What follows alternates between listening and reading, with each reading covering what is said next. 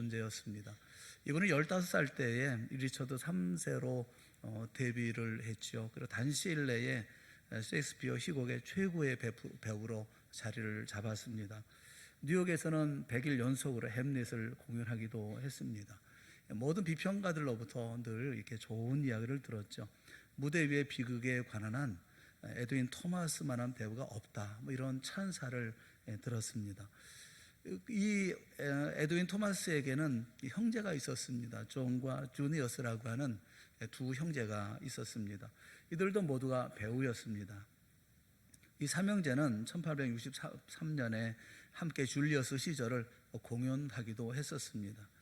그런데 1865년, 그로부터 2년 뒤에 워싱턴 극장에서 에브라함 링컨의 머리에 총을 쏜 사람이 그 형제 중 하나인 존 부스였습니다. 그날 밤에 에드윈의 삶은 달라져 버리고 말았죠. 자신의 친형제가 링컨을 암살을 해서, 그래서 이런 모든 범행이 부끄러워서 그는 무대에서 은퇴를 해버렸습니다. 그렇게 지나는 어느 날 뉴저지의 한 기차역에서 기차를 그는 기다리고 있었습니다.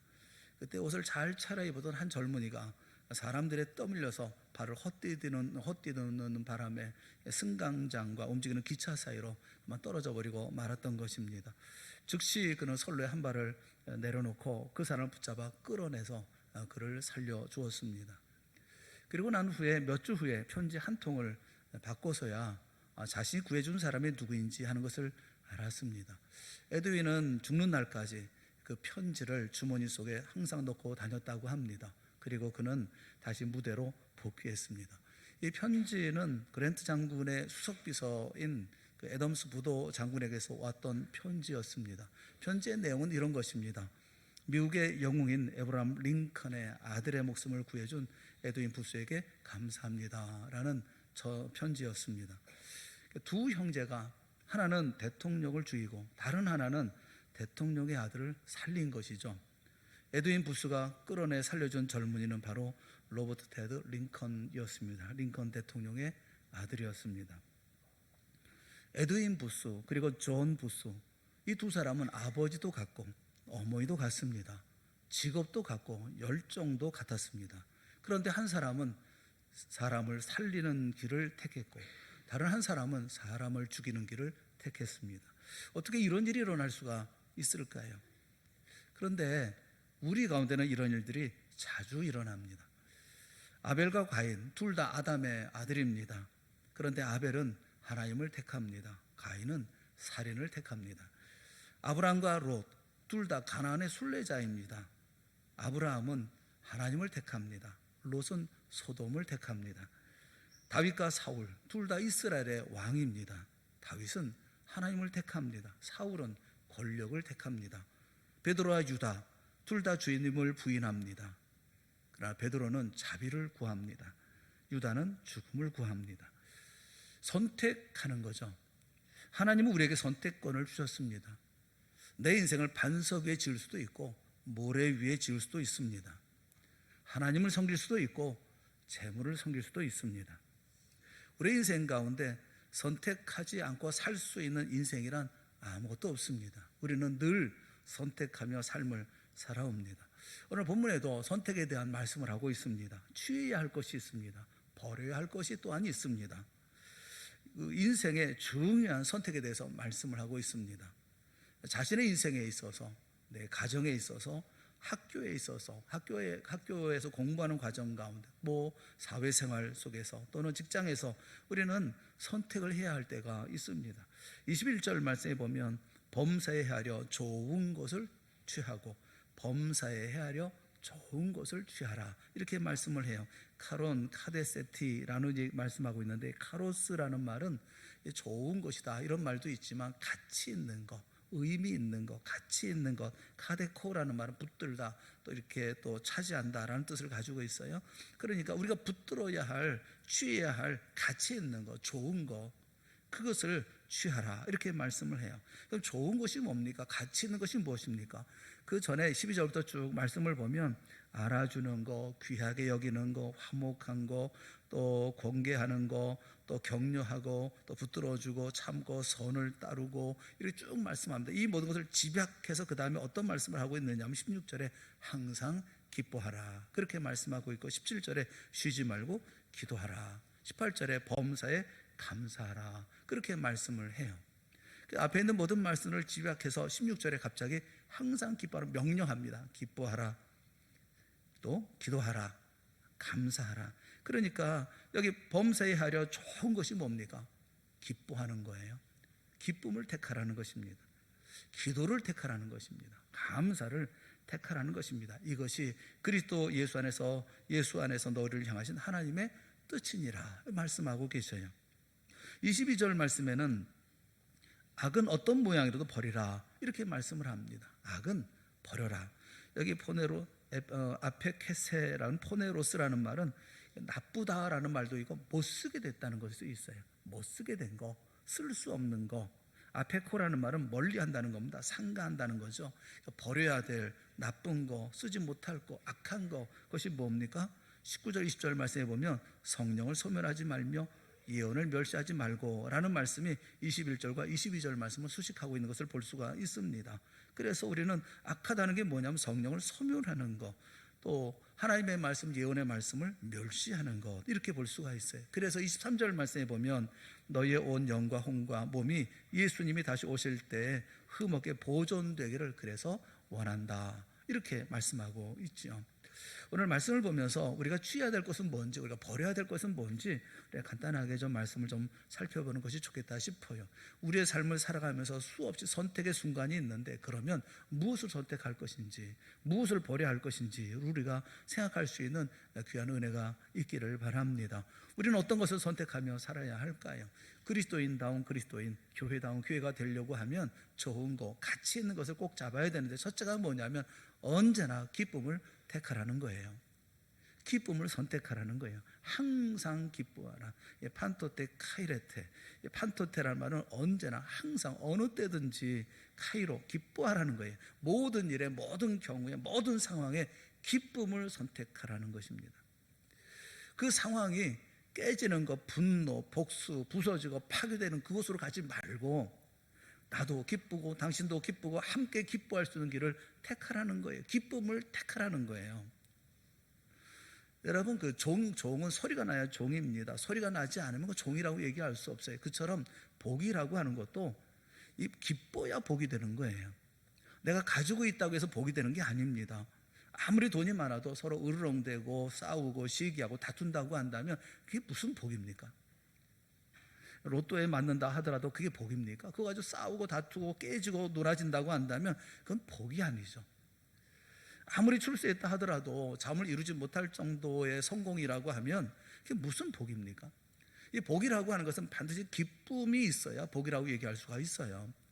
가난하거나 또 부하거나 또는 실패하거나 성공하거나 상관없이 기쁨이 있을 때 그것이 복이 될 수가 있는 거예요. 우리는 그래서 기쁨을 선택할 수 있어야 됩니다. 그래야 그것이 진정 복된 삶을 살아갈 수가 있는 거죠. 어떤 분이 어렸을 때 추억담을 이제 얘기를 하셔요. 초등학교 5학년 때 그런 일이 있었다 이렇게 말씀하시면서 자기와 같이 학교에 다니는 여학생이 있는데 그 여학생을 때렸다는 거예요. 그 아이들 때는 그 남자애들이 여자애들을 괴롭히지 않습니까? 관심이 있어서 그런 거예요. 남자 아이들은 여자애들에 관심이 있으면 못 살게 굽니다. 관심이 없으면 쳐다도 안 보고요, 때리지도 않습니다. 말도 걸지 않아요. 관심이 있으니까 괜히 가가지고 고무줄 끊고 도망가고 관심이 있으니까 때리고 놀리고 그런 거거든요. 아마 이분이 그랬던 것 같아요. 여자는 또 억울하잖아요. 그런 걸 아나요? 울면서 집으로 갔어요. 집에서는 그 금지옥엽 귀중하게 키우는 딸이 아닙니까? 아버지가 화가 단단히 났습니다. 아이는 혼내줘야 되겠다 이런 생각이 들었죠. 다음 날 아버지가 학교를 간 거예요. 자기가 때렸던 그 아이의 아버지가 문 앞에서 기다리고 있으니까 이 아이가 얼마나 겁이 덜컥 났겠습니까? 걱정이 태산 같죠. 그런데 아버지가 자기를 보고서는 너 일로 와 이러더라는 거예요. 이제 죽었구나. 이제 겁먹은 표정으로 이렇게 아저씨 앞에 이렇게 갔는데 아저씨가 그 자리에서 뭐라고 나무라는 게 아니라 너 나 따라와 하더라는 거죠. 공포죠. 이제는 여기 이 자리에서 끝내시는 게 아니라 어디로 끌고 가서 어떻게 할 모양이다 뭐 이렇게 생각을 하면서 이제 굉장히 그 그 두려움을 가지고 이제 따라갔다는 겁니다. 근데 그분이 하는 그 가게가 중국집이었다고 그래요. 중국집으로 데리고 와서 앉아라 하고서는 짜장면 한 그릇을 이제 가져와 가지고 먹어라 이렇게 얘기하더라는 거예요. 여러분, 제가 어릴 적만 해도 짜장면은 가장 고급 음식이었습니다. 정말 귀한 음식이었습니다. 짜장면은 보통 때 먹을 수 있는 음식이 아니었어요. 우리는 그 생일날, 그리고 생일날도 못 먹었어요. 저는 졸업식 날 이럴 때 평생에 몇 번 먹어보지 못하는 정말 귀한 짜장면, 이 귀한 것을 대접을 하더라는 거예요. 그러면서 그 아저씨가 하는 말이 맛있게 먹고 우리 딸하고 친하게 지내라 이러면서 얘기를 했다는 겁니다. 근데 그 이야기를 들으면서 너무 미안해서 견딜 수가 없더라는 거예요. 먹으면서 눈물 콧물 흘려가면서 먹으면서 마음속으로 아주 크게 다짐을 했다고 그래요. 내가 다시는 이 아이를 괴롭히지 말아야지, 내가 이 아이를 보호해줘야지, 이렇게 굳게 마음을 다짐했다고 그래요. 저는 그 아버지가 참 그 일을 잘 처리했다는 생각이 들어요. 여러분, 그것을 분노로 표현할 수도 있잖아요. 하지만 아버지는 다 행복할 수 있는 길을 택한 거죠. 선택이죠. 어떤 상황이 있어요. 그 상황에 우리가 어떻게 대해야 되느냐 하는 것은 굉장히 중요한 거예요. 무엇을 선택하느냐 하는 거죠. 여러분, 탕자를 대하는 아버지의 선택을 생각해 보셨습니까? 아버지는 탕자가 아버지를 배신하고 떠났을 때, 아들이 떠났을 때 마음에 어떤 선택을 해야 되지 않겠어요? 무엇을 선택했겠습니까? 처음부터 마지막까지 선택한 것은 화해와 기쁨 아니었겠어요? 화해할 수 있는 길, 또 기쁠 수 있는 길. 아들이 돌아올 때 기쁘게 맞아주잖아요. 그 아들도 기쁘게 하시잖아요. 기쁘게 하잖아요. 이것은 선택이죠. 우리가 똑같은 아버지의 입장에 있다고 한다면 과연 어떤 선택을 했을까 궁금하지 않습니까? 2차 세계대전을 다룬 다큐멘터리를 봐도 그렇고 아우슈비츠 수용소 이야기를 담은 책을 봐도 죽음의 공포가 있죠. 영국의 폭격 때문에 그 영국인들이 숨을 못 쉬고 살았잖아요. 또 그 수용소에서 유태인들은 이게 사는 게 아니지 않습니까? 그런데 그들은 그 속에서 댄스 파티를 하고 피아노 연주를 하고 일상의 기쁨을 포기하지 않았다는 거예요. 삶을 살아가는 살아있는 삶의 기쁨을 포기하지 않았다는 거예요. 여러분, 하나님은 우리가 기쁘게 살기를 원하십니다. 어떤 상황이 있겠죠. 힘든 상황도 있고 죽을 상황도 있고 좌절할 상황도 있죠. 하지만 주님은 우리에게 기쁘게 살라라고 말씀하고 계셔요. 우리가 자녀를 위해서 수고하죠. 땀 흘리고 수고합니다. 잠 못 자고 애쓰고 수고합니다. 그럴 때 아이들이 기뻐하기를 원하지 않습니까? 아이들이 기쁘기를 원하잖아요.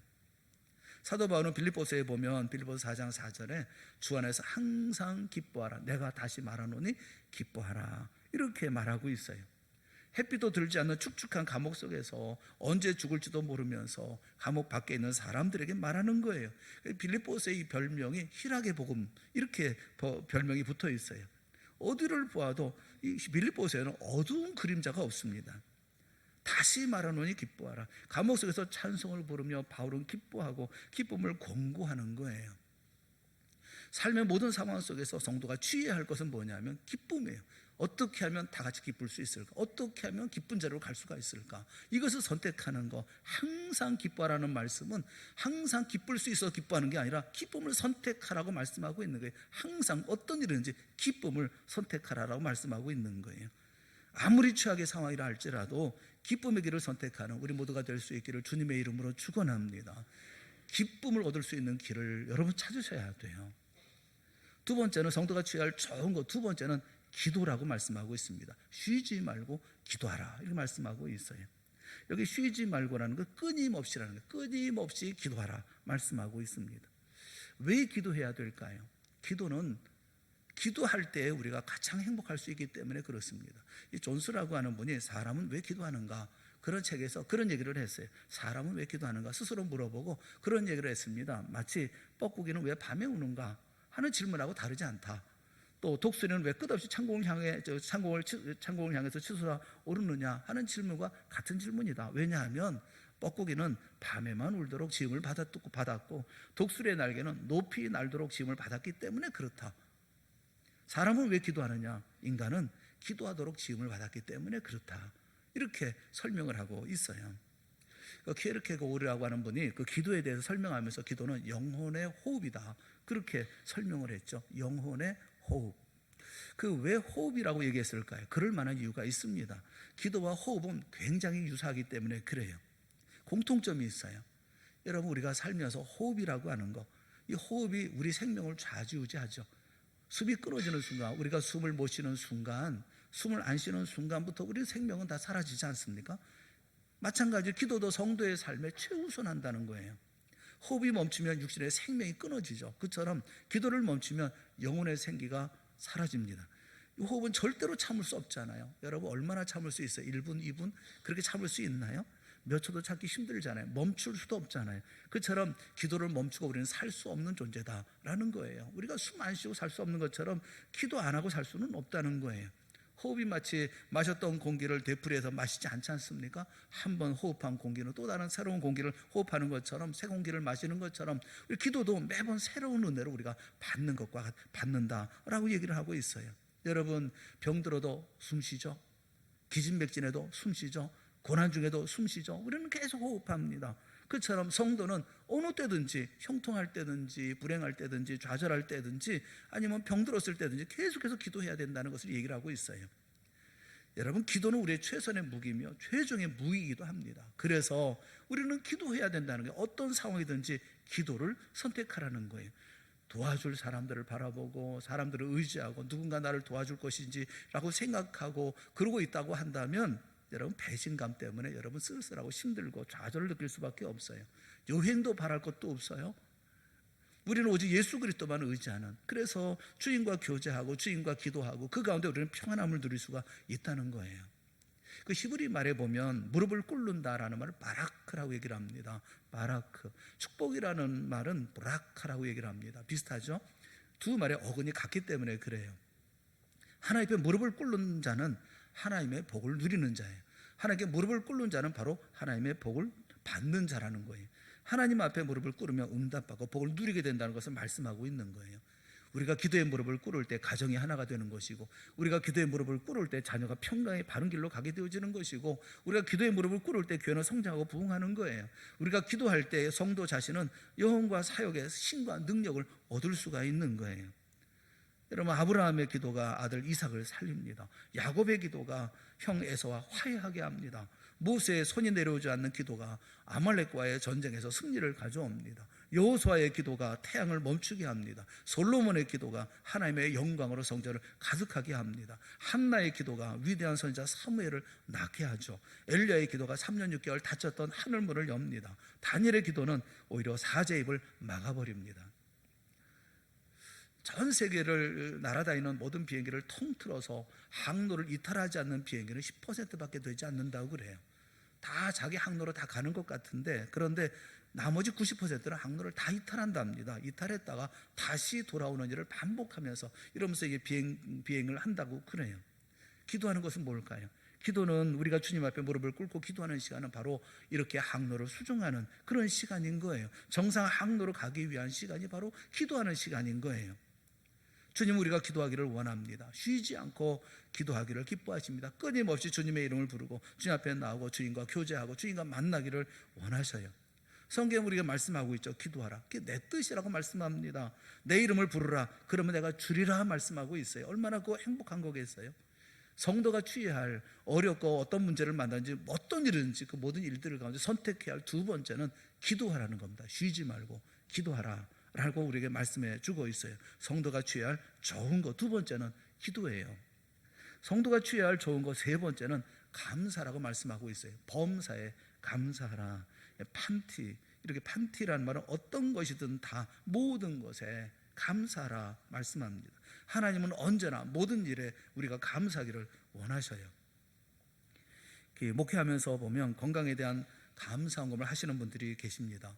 대부분 보면 병원에 입원했다가 퇴원할 때 그때 감사헌금을 하셔요. 평소에 건강할 때 감사하는 분들은 많지 않은 것 같아요. 이렇게 보면 건강할 때 넌 건강해서 너무 고맙습니다 이렇게 하기보다는 병들어서 아팠다가 일어나면 그때 건강의 중요성을 알고 하나님 감사합니다 그러지, 건강할 때 하시는 분들은 그렇게 많지 않더라고요. 근데 그런 분이 계셨어요. 적지 않은 금액으로 감사헌금을 하셨더라고요. 제가 여러분이 헌금한 것을 이렇게 한번 쭉 보는데, 예배 마치고 난 다음에 한번 쭉 또 훑어봅니다. 또 어떤 문제가 있나, 또 어떤 좋은 일이 있나, 또 위해서 기도할 것은 없나, 이렇게 한번 쭉 훑어보는데 어느 분이 이렇게 헌금을 많이 하셨더라고요. 그 궁금해서 그 평안한 분인데 어떻게 이렇게 많이 헌금을 했을까 싶어서 그 남편 되시는 분에게 그 감사의 사유를 여쭤보았어요. 그랬더니 그분이 그저 감사한 일이 많아서요, 아주 웃으셨습니다. 나중에 부인 되신 분하고 제가 얘기를 나누게 됐습니다. 그랬더니 그분이 뭐라고 얘기하느냐면 남편 몰래 헌금을 했던 거예요. 남편 몰래 헌금을 했는데 제가 전부 다 폭로를 해버린 거죠. 남편한테 물어봤으니 그러니 그 남편이 알게 되고, 그러니까 이제 낭처해진 거죠, 그 아내가. 그러면서 이제 하시는 말씀이 남편이 건강하게 지낼 수 있어서, 지금도 건강해서 감사한 마음이 들어서 남편에게 알리지 않고 그냥 이렇게 헌금을 했다는 거예요. 그런데 저를 통해서 아내가 헌금한 사실을 안 남편은 또 이게 불편한 겁니다. 자기도 모르게 자기 혼자서 이렇게 헌금하고 그러면 되나. 그래서 제가 이제 굉장히 조심스럽게, 여러분 헌금을 할 때 남편 이름을 같이 쓰면 안 돼요. 자기 할 때 자기 이름만 써야지, 또 남편 이름까지 같이 쓰면 같이 한 줄 알고 이렇게 제가 생각할 수가 있으니까. 근데 그 남편은 또 생각해 보면 또 그렇잖아요. 이거 뭐 자기도 모르게 헌금한 거 좀 서운하고 좀 상의하고 해도 될 텐데, 또 앞으로 또 병원에 입원하게 되면 또 돈도 많이 들 텐데 이거 이렇게 많이 헌금을 해서 어떨까, 이런 불편한 마음이 있었던 것 같습니다. 근데 공교롭게도 감사 헌금을 하고 난 그 주간에 그 남편이 갑자기 가슴에 통증을 느껴가지고 병원에 입원하게 되었습니다. 그분은 여태까지 그 심장에 스텐트를 7개를 박아놨어요.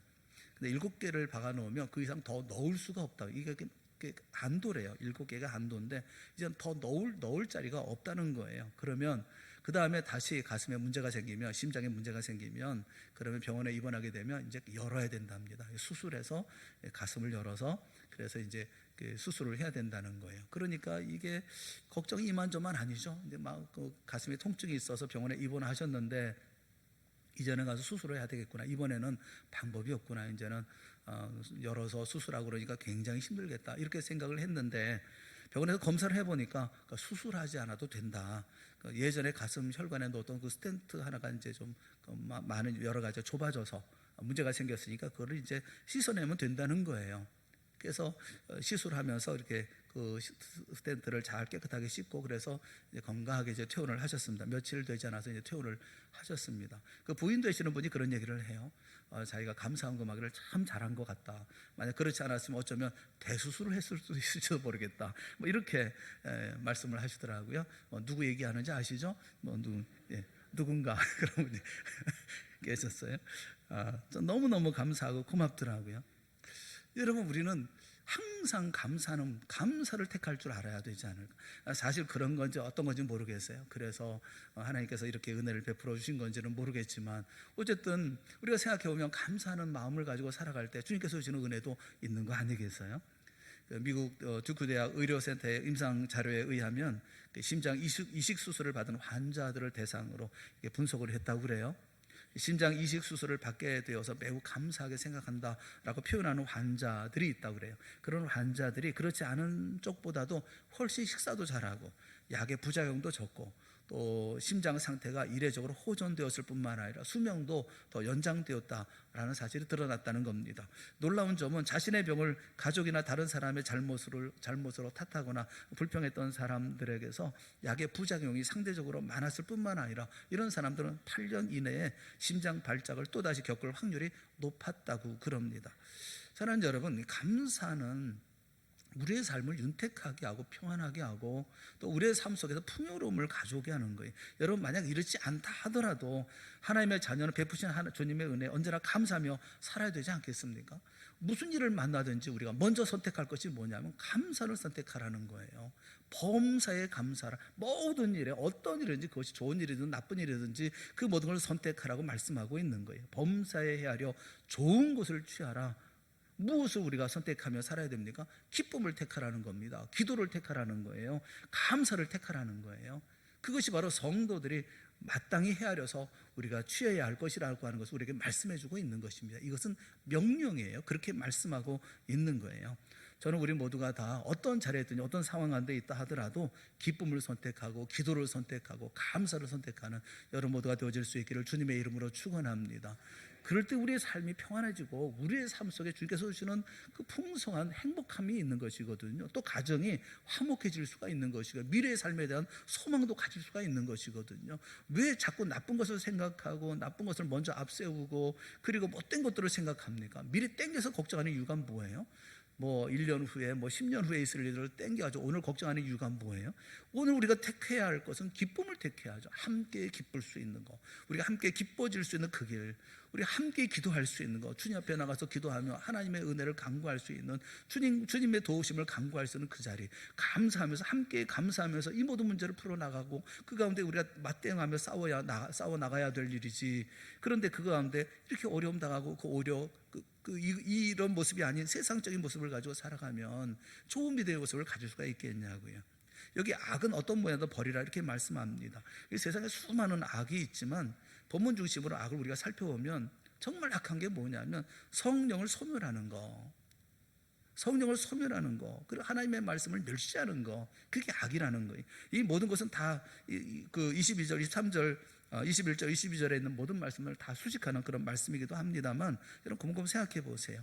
이 소멸이라는 스벤님이라는 이 말은 끈다는 겁니다. 불을 끈다, 또는 억눌러 버린다, 또는 없앤다, 이런 뜻을 가지고 있어요. 그러니까 성령을 소멸한다는 게 뭐냐면 성령을 누른다는 거예요. 성령을 꺼버린다는 거예요. 여러분 기도할 마음이 생기면 그 마음 꺼버리지 말고 즉각 기도하셔야 되는 거죠. 우리가 성경 읽고 싶은 충동이 들면 즉각 성경을 꺼내서 읽어야 되는 거 아니겠어요? 우리 마음 가운데 감사하는 마음이 들면 그러면 바로 감사해야 되고, 우리가 헌신하고자 하는 마음이 들면 바로 헌신해야 되고. 여러분 그리스도인의 기쁨이 어디서부터 기반하는 줄 아십니까? 성령에서부터 시작되어지는 거예요. 성령을 눌러버리면 우리가 어떻게 기뻐할 수가 있어요? 어떻게 기도할 수가 있어요? 어떻게 감사할 수가 있어요? 여러분 어떤 인간적 노력도 성과도 이런 기쁨을 우리에게 줄 수가 없어요. 우리 구원의 기쁨이 있잖아요. 구원의 기쁨도 성령이 지속적으로 충만할 때, 성령이 우리 안에서 일할 때 계속해서 그 기쁨이 주어지는 것이거든요. 성령이 소멸하지 않을 때 그리스도인다운 기쁨의 삶을 살아갈 수가 있습니다. 성령이 소멸되지 않을 때 우리는 기도할 수 있는 사람이 되어지는 거예요. 기도의 동역자라고 하는 책을 쓴 그 존 맥스웰이라는 분이 이런 탄식 같은 그 말을 했어요. 사도행전의 초대교회는 10일 기도하고 10분 설교해서 3,000명이 회개하고 구원을 받았다. 그런데 오늘날은 10분 기도하고 10일 설교해서 단지 2명만 구원받을 뿐이다. 그런 얘기를 했어요. 10일 동안 기도하고 10분 설교했을 때 3,000명이 회개하고 돌아왔는데 우리는 10분 기도한다는 거죠. 10일 동안 설교한다는 거예요. 그래가지고 겨우 2명 정도 우리가 구원을 받게 한다는 거예요. 성령을 소멸하면 기도가 되지 않는 거예요. 기도가 되지 않으면 어디에 풍성함이 있을 수가 없는 거 아니겠어요? 감사도 마찬가지입니다. 성령의 역사가 없으면 감사할 수가 없어요. 이제 다음 주에 우리 추수감사 주일인데 저는 온 가족 모두가 추수감사제를 함께 모여서 예배드리면 참 좋겠다, 그런 마음이 있어요. 온 식구들이 다 같이 모여서 감사하는 날이잖아요. 우리 마음에서 감사하는 마음이 우러나오잖아요. 성령께서 우리 마음속에 역사하시고 또 우리 가운데 함께 하실 때, 뜨거움이 있을 때, 그럴 때 같이 모여서 같이 예배할 수 있는 이런 날이 되어져야 되지 않겠습니까? 성령의 인도하심을 받아서 해야 되지 않겠어요? 그런데 튼튼한 기초가 튼튼한 건물을 만들 수 있는 것인데, 그렇지 않으면 성령의 역사가 있지 않으면, 성령을 꺼버리고 억눌러버리면, 우리의 마음속에 생겨나는 모든 성령의 생각들을 억눌러버리면 우리가 아무것도 할 수가 없죠. 할 수가 없는 거 아니겠어요? 성령과 함께 할 때 능력 있는 믿음의 삶을 살아갈 수가 있는 거예요. 저는 성령이 마치 바람과 같다는 생각이 드는데, 바람이 기압 차이에서 생기는 거 아니겠어요? 뭐 설명하자면 그래요. 북쪽 시베리아에서 이렇게 고기압이 한반도 저기압과 이렇게 이렇게 바람과 만나면 그 기압 차이가 어마어마하게 생기지 않습니까? 거기서 큰 바람이 나잖아요. 그와 같이 기독교의 혁명이라고 하는 것은 공격하고 정죄하면서 개혁하는 데 있는 게 아니라 영적 고기압이 되면 저절로 강력한 바람이 불게 되어지는 거 아니겠어요? 성령의 놀라운 역사가 한 사람, 한 기관, 한 구역, 한 성교회 가운데 있게 되어지면 그것이 태풍 같은 힘으로 모든 교회를 다 휩쓸어 버리는 거 아니겠습니까? 성령을 소멸하는 이것은 바로 악이라는 거예요. 성령을 소멸하는 악을 버리라는 거예요. 또 한 가지, 예언을 멸시하지 말라는 거예요. 하나님의 말씀, 우리에게 주신 말씀이 있잖아요. 항상 기뻐하라, 쉬지 말고 기도하라, 범사에 감사하라. 이게 하나님께서 기뻐하시는 뜻이다 라고 말씀하고 있는 말씀을 우리가 존중하고 그 말씀을 아멘으로 받아야죠. 하나님의 말씀을 멸시하지 말라는 거예요. 우리 민족은요, 예로부터 말씀을 중시했던 그런 민족이에요. 그래서 하나님께서 그렇게 많이 복을 주셨나 봐요. 성경을 들고 다니고 그리고 성경을 암송하는 그런 민족이었죠. 주일학교 때에도 늘 성경 암송하는 게 늘 일과였습니다. 어떤 프로그램도 많지 않았어요. 성경 암송 아니면 또 그 설교도 그냥 스토리텔링만 있었어요. 무슨 해석이 있거나 적용이 있고 그런 게 아니에요. 그냥 성경 말씀만 전했잖아요. 그 사건만 그대로 전했잖아요. 그래서 그것으로 충분했거든요. 우리 민족은 이렇게 하나님의 말씀으로 이렇게 세워진 그런 민족이에요. 스코틀랜드 출신인 존 로스라는 선교사가 조선이라는 땅을 이렇게 중국에 선교하면서 조선이라는 땅에 보니까 2천만 명이라는 사람이 그 영혼이 있다는 것을 알았어요. 그래서 조선 땅에 들어가서 이제 선교를 하려고 했는데 선교 위험 지역으로 되어 있어서 선교가 허용이 되지는 않습니다.